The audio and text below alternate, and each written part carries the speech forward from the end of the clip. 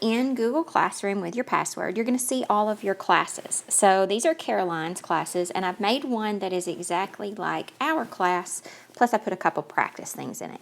So I'm going to click on the class that says Caroline, but you're going to click on the hour that you have science, okay? So the first thing that I want us to look at when we're in here is how to use Google Docs in Google Classroom, because that's something many people are having problems with.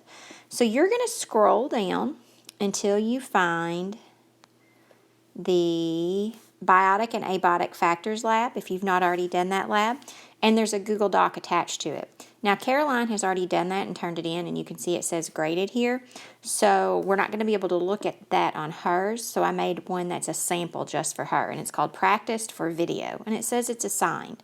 So I'm going to click on that.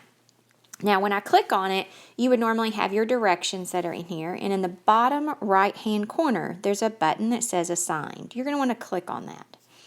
Now, you don't need to turn this in because you haven't done it, and you don't need to add an attachment. You do need to click on where there's the little blue symbol for the Google Docs, and it says Caroline Roberts. Yours should say your name. So we're going to click on that, and it pulls up the assignment, except you can't type on it yet.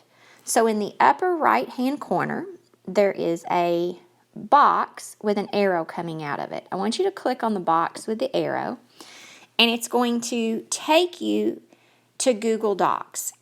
And if you haven't used this yet, you probably want to go ahead and get Google Docs since we're using it so much. So I'm going to click on the Get button, and then I'm going to stop it while we're downloading it because I'll have to put in some passwords, and we'll be back again in just a moment. It should take you to your app store where you can get that.